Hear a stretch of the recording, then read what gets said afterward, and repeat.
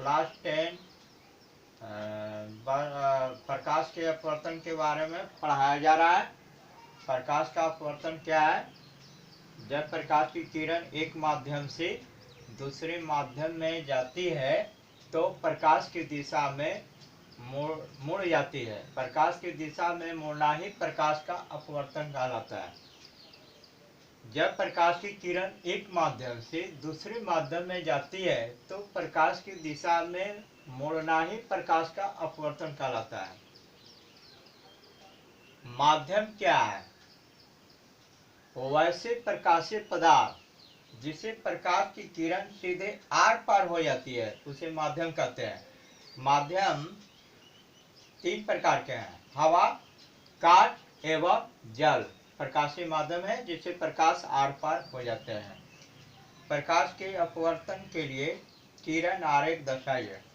ये आयताकार कांच की पट्टी है पी क्यू। ये बी सी डी आयताकार कांच की पट्टी है जिसे स्लैब कहते हैं।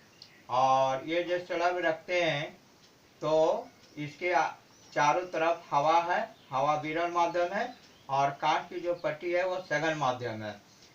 तो कांच की पट्टी डीसी के सामने पीक कोई वस्तु रखते हैं जिससे प्रकाश की किरण निकलती है और सीधे कांच की पट्टी की सतह पर आपतित होती है। पी क्यू आपतित किरण है और क्यू आर अपवर्तित किरण है और आर ए से निर्गत किरण है।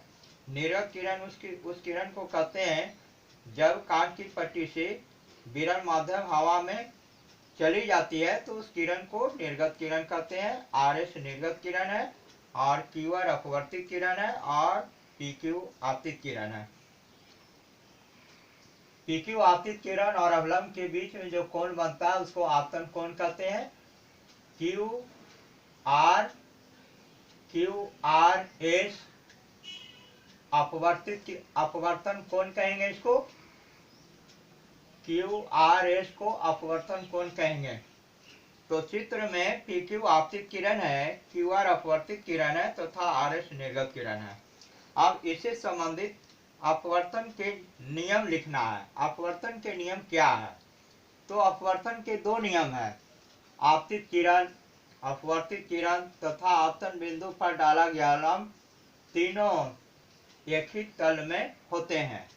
और दूसरा नियम यह है कि प्रकाश के विशेष रंग के लिए आपतन कोण की ज्या तथा अपवर्तन कोण की ज्या किन्हीं दो माध्यमों के लिए अनुपात जो है स्थिरांक होता है। इस नियम को स्नेल नियम भी कहते हैं। तो अपवर्तन के दो नियम हैं। पहला है आपतित किरण, अपवर्तित किरण तथा आपतन बिंदु पर डाला गया लंब तीनों एक ही तल में होते हैं। और दूसरा है प्रकाश के विशेष रंग के लिए आपतन कोण की ज्या तथा अपवर्तन कोण की ज्या का अनुपात दो माध्यमों के लिए स्थिरांक होता है। इसे स्नेल नियम भी कहते हैं। तो स्नेल नियम लिखने के लिए आएगा तो अपवर्तन का दूसरा नियम लिखेंगे। अब अपवर्तन के शर्त है। अपवर्तन के दो शर्त है। अपवर्तन के कितने शर्त हैं? दो शर्त है। जब प्रकाश की किरण विरल माध्यम से सघन माध्यम में जाती है तो प्रकाश की किरण अभिलंब की ओर मुड़ जाती है। प्रकाश की किरण अभिलंब की ओर मुड़ा हुआ है क्यू आर। और जब दूसरा नियम है, जब प्रकाश की किरण सघन माध्यम से विरल माध्यम की ओर जाती है तो प्रकाश की किरण ये अभिलंब से दूर मुड़ जाती है, अर्थात दूर हट जाती है। तो यही है प्रकाश के अपवर्तन के दो शर्त। पहला शर्त है कि जब प्रकाश की किरण विरल माध्यम हवा से सघन माध्यम कांच में जाती है तो प्रकाश की किरण अभिलंब की ओर मुड़ जाती है।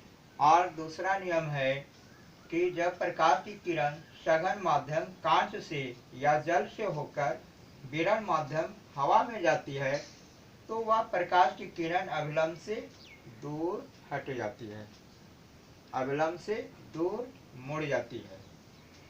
इसे आधारित कुछ व्यवहारिक अनुप्रयोग इस प्रकार है। जल से भरा हुआ बाल्टी में अगर कांच की छड़ कांच की छड़ अगर डालते हैं तो जहाँ से पानी का तल रहता है वहाँ से जल के अंदर मुड़ी हुई कांच का छड़ दिखाई देता है। ऐसा क्यों? तो प्रकाश से की किरण जो है विकिरण माध्यम से होकर सघन माध्यम जल में जाती है, तो प्रकाश की किरण अभिलंब की ओर मुड़ जाती है, इसीलिए जल के सतह से कांच का छड़ मुड़ा हुआ दिखाई देता है। इसके बाद हिंदी